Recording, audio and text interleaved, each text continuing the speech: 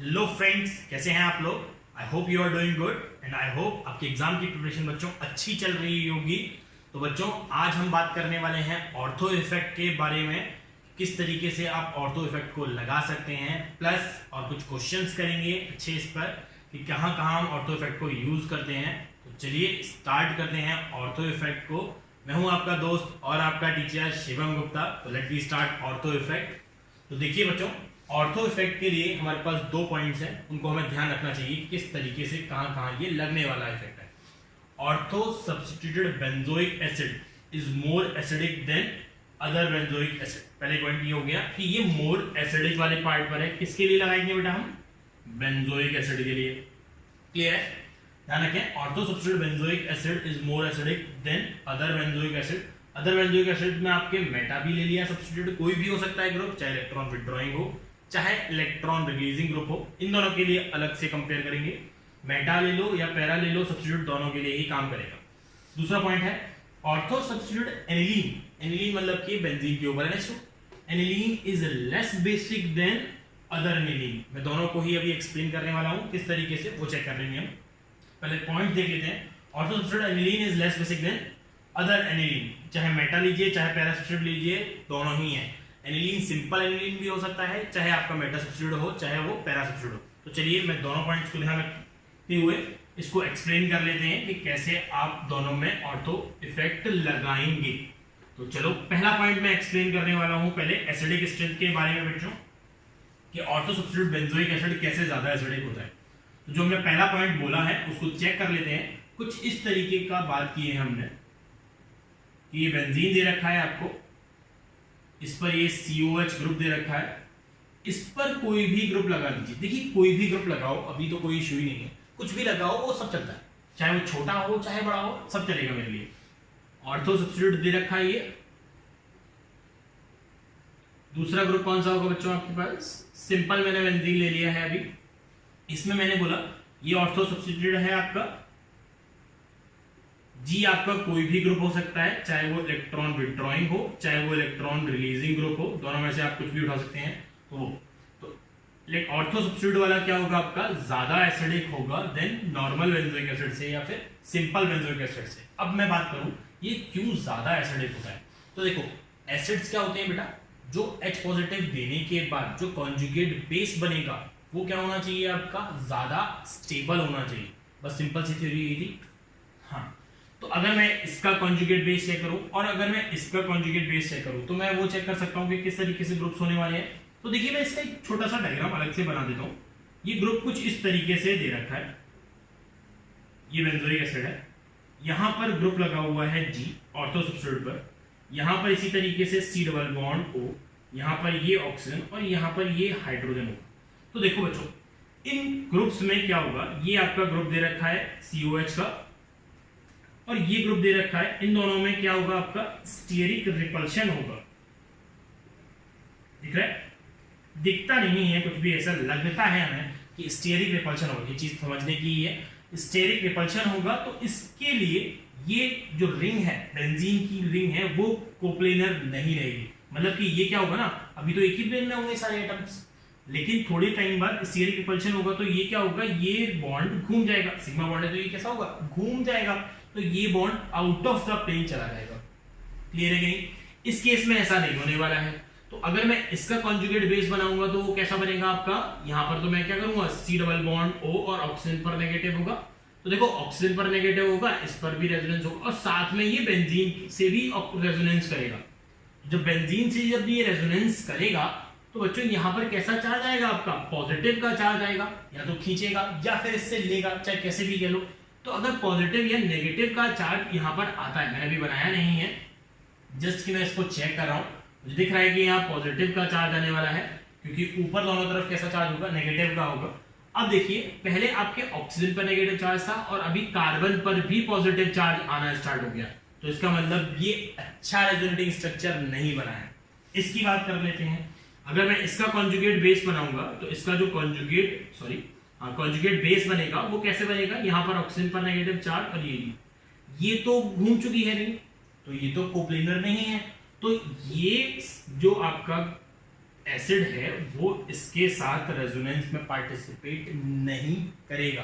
तो यही है आपका, ये रेजोनेंस में पार्टिसिपेट नहीं करेगा तो यहां पर ये कॉन्जुगेशन होगा वो सिर्फ और सिर्फ ऑक्सीजन पर नेगेटिव चार्ज होगा। मतलब कि मैं ये कहूं इक्वल रेजोनेटिंग स्ट्रक्चर्स ऑब्टेन होंगे आपको, जिससे कि स्टेबिलिटी क्या होगी बच्चों, ज्यादा होगी। इस केस में स्टेबिलिटी ज्यादा होगी तो आपका कॉन्जुगेट बेस की स्टेबिलिटी ज्यादा होगी तो इसकी एसिडिक स्ट्रेंथ क्या होने वाली है हमारे पास, ज्यादा होने वाली है। बिल्कुल। तो देखिए वैसे तो एक्सप्लेनेशन है हमारे पास, बट स्टिल मैं फिर भी आपको रिकमेंड करूंगा आप डायरेक्टली पॉइंट को ही याद रखें। एग्जाम में कभी भी क्वेश्चंस में आपको कोई एक्सप्लेनेशन नहीं मांगता है तो आप सीधे पॉइंट्स को याद रखें। Ortho substitute benzoic acid is more acidic, ortho substitute aniline is less basic. चलिए अब आगे बात करते हैं इनकी क्वेश्चंस की। ये अगर क्लियर हो गया है तो आगे हम क्वेश्चंस को ट्राई करते हैं। कुछ क्वेश्चंस इसको और अच्छे से क्लियर कर लेंगे कि किस तरीके के इफेक्ट्स को और चेक करना चाहिए हमें और कैसे कैसे ग्रुप्स को चेक कर सकते हैं। पहले मैं एसिड्स की बात कर रहा हूं तो सारे एसिडिक वाले ग्रुप्स को लेके चल रहा हूं। देखिए इसका एग्जांपल नंबर 1 बात करते हैं, कंपेयर द एसिडिक स्ट्रेंथ ही है। बेंजीन पर मैं सारे बेंजोइक एसिड्स को लेके ही चल रहा हूं। एक यहां पर मैंने CH3 लगा दिया, दूसरा यानी आपको कंपाउंड दे रखा है C डबल बॉन्ड O, यहां पर OH, यहां पर मैंने मेटा पोजीशन पर आपकी CH3 को यूज किया है।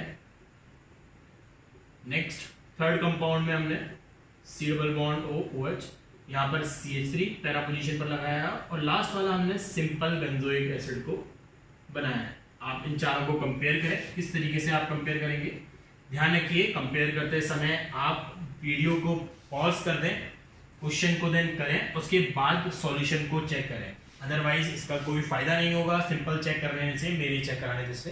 तो ध्यान रखें इस चीज का। चलिए देखिए मैं इसको एक्सप्लेन कर देता हूँ। ये बेटा किस पोजीशन पे लगा हुआ है, ऑर्थो पोजीशन पर है। ये बेटा बच्चों किस पोजीशन पे लगा हुआ है, हमारे मेटा पोजीशन पर लगा हुआ है। और ये किस पोजीशन पर लगा हुआ है बच्चों, पैरा पोजीशन पर लगी हुई है। ठीक है, ऑर्थो इफेक्ट, तो यहाँ तो हमारा कौन सा इफेक्ट लगने वाला है, ऑर्थो इफेक्ट लगने वाला है। तो मैं तो इसको ऑर्थो इफेक्ट के हिसाब से चेक कर लूंगा। क्लियर है, तो इसकी एसिडिक स्ट्रेंथ क्या होने वाली है, ज्यादा होने वाली है। ये सिंपल सी बात है, रेजोनेटिंग स्ट्रक्चर्स की वजह तो थ्रू हमने सोच लिया। अब यहाँ पर दोनों ग्रुप है, CH3 के कौन सा इफेक्ट होता है बेटा, मेटा पोजीशन पर हमें पता है CH3 का सिर्फ प्लस आई इफेक्ट होगा। पैरा पोजीशन पर इसका प्लस H भी होगा और प्लस I भी होगा, where plus H is dominating over plus I। ठीक है, यहाँ पर कोई ग्रुप नहीं लगा हुआ है, यहाँ पर एसिडिक स्ट्रेंथ का कोई काम नहीं आने वाला है, या फिर ग्रुप से चेक नहीं करने वाले हैं। दूसरा अगर मैं यहाँ से चेक करूँ तो प्लस H क्या होगा, डोमिनेटिंग है, तो अगर जितना ज्यादा इलेक्ट्रॉन रिलीजिंग ग्रुप होंगे एसिडिक स्ट्रेंथ क्या होगी, उतनी कम होगी, बिल्कुल कम होगी। तो सबसे ज्यादा एसिडिक स्ट्रेंथ किसकी आगे बच्चों, ए वाले की। इसके बाद एसिडिक स्ट्रेंथ देखो, यहाँ पे प्लस है, यहाँ पे प्लस है, यहाँ पे कुछ नहीं है, तो यहाँ पे फिर आएगा D। देन इसके बाद यहाँ प्लस इज डोमिनेटिंग, तो यानी कि इसकी एसिडिक स्ट्रेंथ क्या होगी, और कम होगी, तो ये वाले की ज्यादा होगी B। और देन लास्ट आएगा आपका C। तो ये इसका आंसर हो जाएगा आपका A is greater then D is greater then B is greater then C। Clear हुआ। तो चलिए एक और एग्जांपल ले लेते हैं। एक और एग्जांपल काफी ही अच्छा एग्जांपल है, उसको आप समझें ढंग से कि किस तरीके से मैं उसमें कंपेयर करने वाला हूं। मैं एक छोटा एग्जांपल लूंगा उसके लिए। देखिए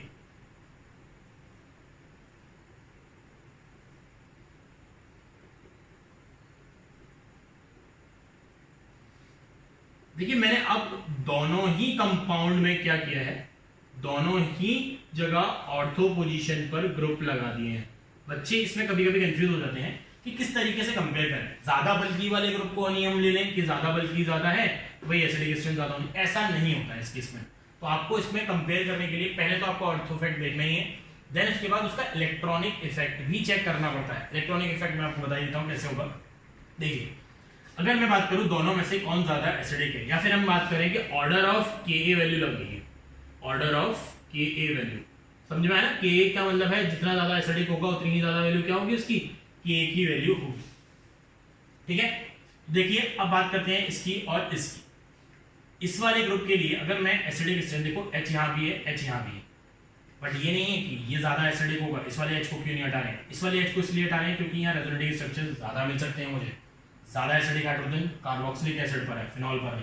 क्लियर है, तो पहले मैंने ये वाला एसिडिक हटाया, तो जो बनेगा कॉन्जुगेट बेस बनेगा वो कुछ इस तरीके का बनने वाला है। Conjugate base is C double bond O और ऑक्सीजन पर नेगेटिव, मतलब इस पे कॉन्जुगेशन हो गई प्लस, ये इसके ऑक्सीजन के साथ हाइड्रोजन बॉन्डिंग भी करेगा, यानी कि ये H बॉन्डिंग इज ऑल्सो अगर, सही है कि नहीं? यहां पर H बॉन्डिंग होने वाली है हाइड्रोजन के केस के लिए, और यहां पर हाइड्रोजन बॉन्डिंग का कोई काम नहीं आने वाला है। तो किसमें एसिडिक स्ट्रेंथ हमें ज्यादा मिलने वाली है? पहले वाले में एसिडिक स्ट्रेंथ बेटा ज्यादा मिलने वाली है।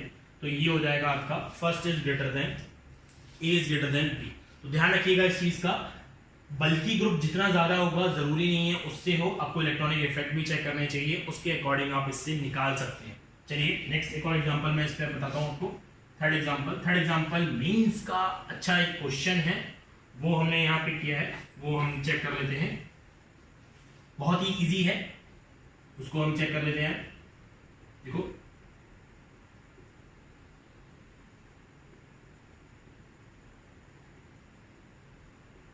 यहां दोनों जगह पर मैंने आपको ग्रुप्स दिए हुए हैं। ए बी वाले में हमने दोनों जगह पर ग्रुप ना लेके एक ही जगह पर ग्रुप लिया है। सी वाले में हम COH और OH को यहां लगाने वाले हैं, और डी वाले में मैं इसको पैरा पोजीशन पर लगाने वाला हूं, मतलब कि OH यहां आ गया। क्लियर है? तो चलिए ये है आपका ए, ये है आपका बी, ये है आपका सी, और ये है आपका बच्चों डी। ठीक है, देखिए अब बात करें अब एसिडिक स्ट्रेंथ का ऑर्डर क्या आने वाला है। तो अब देखिए बच्चों, इसके H को हटाने से इसके साथ और इसके साथ दोनों के साथ हाइड्रोजन बॉन्डिंग हो सकती है। तो अगर मैं बात करूं यहाँ ऑर्थो इफेक्ट लगेगा, यहाँ भी ऑर्थो इफेक्ट लगेगा, बिल्कुल सही बात है। लेकिन यहाँ दो हाइड्रोजन बॉन्डिंग दिख रही है मुझे, बिल्कुल यहाँ दो हाइड्रोजन बॉन्डिंग हो सकती है H पॉजिटिव निकालने के बाद। कॉन्जुगेट बेस की बात कही है मैंने, दो हाइड्रोजन बॉन्डिंग हो सकती है। यहाँ पर हाइड्रोजन बॉन्डिंग कितनी होगी? यहाँ पर एक H बॉन्डिंग मिल सकती है मुझे, तो इसकी भी एसिडिक स्ट्रेंथ ज्यादा होगी। ऑर्थो की दोनों की ज्यादा होती है, तो मैंने ए और बी में कंपेयर कर दिया। अब बात करते हैं हम सी और किस में? डी में। देखो यार, सी और डी के लिए OH का कौन सा इफेक्ट होगा? अगर ये किस पोजीशन पर है मेटा और ये किस पोजीशन पर है पैरा, मेटा पोजीशन पर और कौन सा इफेक्ट लगने वाला बेटा इसका? OH का माइनस आई। पैरा पोजीशन पर कौन से इफेक्ट लगने वाला है? प्लस m और minus I. which one is dominating? Plus m is dominating over minus I. तो देखो ये तो इसको खत्म कर देगा, मतलब प्लस m डोमिनेटिंग है, इसकी एसिडिक स्ट्रेंथ को कम करेगा, माइनस आई फिर भी बढ़ाएगा, तो इसको ये कम कर देगा, तो इसकी एसिडिक स्ट्रेंथ सी वाले से कम होगी। हो गया ऑर्डर। तो ऑर्डर आएगा आपका जो एक्चुअल में A is greater then B is greater then C, और इसके बाद आंसर आएगा क्या बेटा आपका? D। ये इस तरीके से आप एसिडिक स्ट्रेंथ को क्या कर सकते हैं? कंपेयर कर सकते हैं।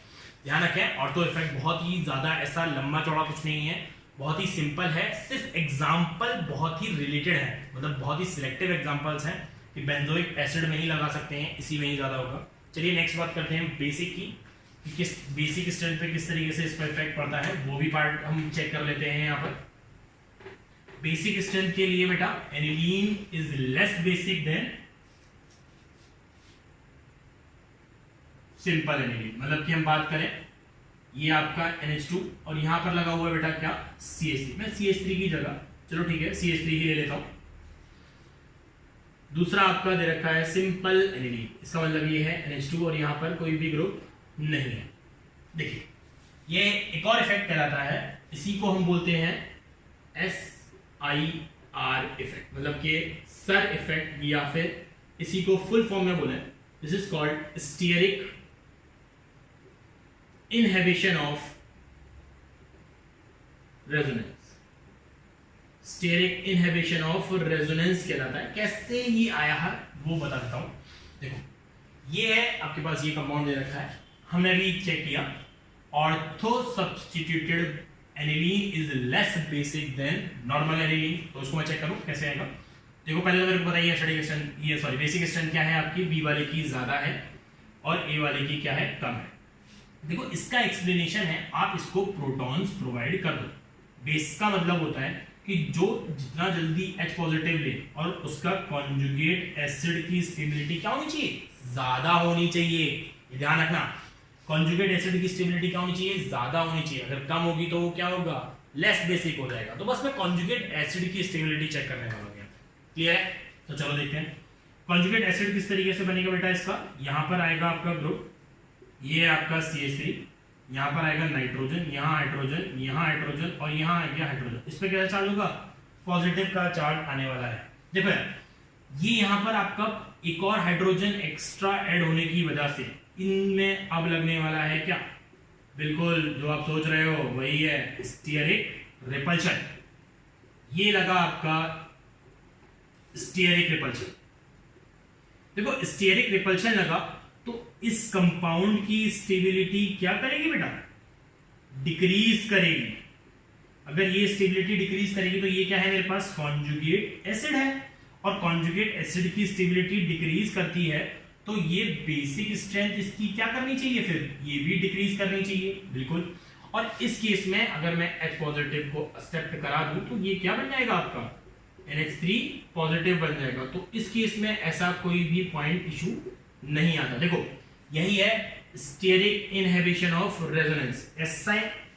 सॉरी बच्चों, ये स्टेरिक इनहिबिशन ऑफ रेजोनेंस नहीं है, मेरे से थोड़ा सा मिस्टेक हुआ है, ये SIP इफेक्ट है। This is called steric inhibition of protonation, मतलब कि प्रोटॉन लेने के लिए ही वो मना कर रहा है। स्टेरिक इनहिबिशन ऑफ प्रोटॉन, बिल्कुल सही है, प्रोटोनेशन के लिए ये स्टेरिक इनहिबिशन ऑफ प्रोटोनेशन भी कहलाता है। प्लस इसको आप ऑर्थो इफेक्ट के फॉर्म में भी याद रख सकते हैं। तो ध्यान रखें स्टेरिक रिपल्शन की वजह से इसकी स्टेबिलिटी क्या होगी बेटा? कम। तो बेसिक स्ट्रेंथ इसकी क्या होगी? कम। कुछ क्वेश्चंस इस पर भी मैं कराने वाला हूं, वो चेक कर लेते हैं। चलिए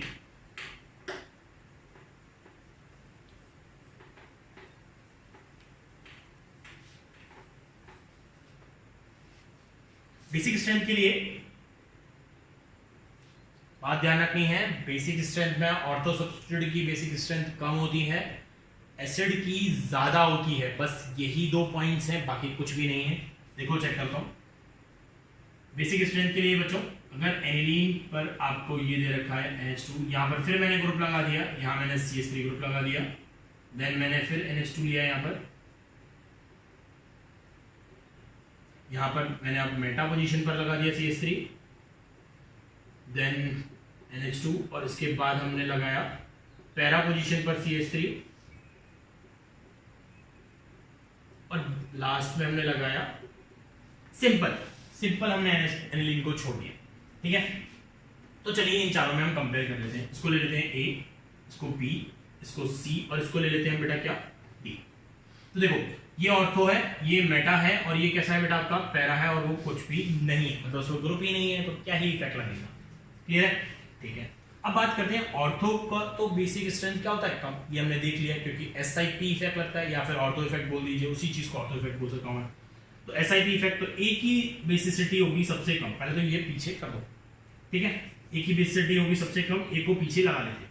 अब बचे इन दोनों में, अब फिर से वही CH3 के इफेक्ट कौन से होते हैं भाई? CH3 का इफेक्ट होता है आपका प्लस I इफेक्ट, यहां पर तो प्लस I इफेक्ट लगने वाला है। इलेक्ट्रॉन रिलीजिंग है तो प्लस H भी लगेगा और प्लस I भी लगेगा। भैया इलेक्ट्रॉन रिलीजिंग में H is dominating over I, hyper conjugation is dominating over inductive effect, तो ये यहां से आ गया। अब देखो हाइपर कॉन्जुगेशन ज्यादा है, ये इलेक्ट्रॉन डेंसिटी बढ़ा रहे हैं नाइट्रोजन पर इलेक्ट्रॉन डेंसिटी बढ़ेगी तो बेसिक स्ट्रेंथ क्या करेगी? बढ़ेगी। तो बेसिक स्ट्रेंथ इस केस में ज्यादा होगी। ये भी क्या कर रहा है? बढ़ा रहा है, तो D से इन दोनों की ज्यादा होने वाली है, C से B वाले की ज्यादा होने वाली है, A की तो कमी है, तो सबसे ज्यादा किसकी होगी बेटा? C वाले की। इसके बाद किसकी होगी आपकी बेटा? इसके बाद आपकी ग्रुप की कौन सी होगी? B वाले की। तो B वाला यानी पहले आएगा, उसके बाद कौन सी होगी बेटा? लास्ट में D वाले की। इस तरीके से आप बेसिसिटी का ऑर्डर निकाल सकते हैं। ठीक है बच्चों, ध्यान रखिए कुछ भी नहीं है इसमें। ऑर्थो इफेक्ट में सिर्फ दो ही पॉइंट्स याद रखने होते हैं। Ortho substitute benzoic acid is more acidic and ortho substitute aniline is less basic. ध्यान रखें, मेंस में इस तरीके के काफी क्वेश्चंस बनते हैं, कभी कभी क्वेश्चंस पिक कर लेते हैं वो, तो इस पॉइंट्स को याद रखें। आपके लिए इतना ही, आज बस इसमें इतना ही होगा। नेक्स्ट आपको जो भी डाउट्स हैं बच्चों, जो भी डाउट्स आ रहे हैं वो आपको नीचे डिस्क्रिप्शन में टेलीग्राम का एक अकाउंट है, ग्रुप है हमारा, उस पर आप पूछ सकते हैं। अगर आपको वीडियो अच्छा लगे तो आप लाइक करें, शेयर करें और कमेंट करें। Thank you.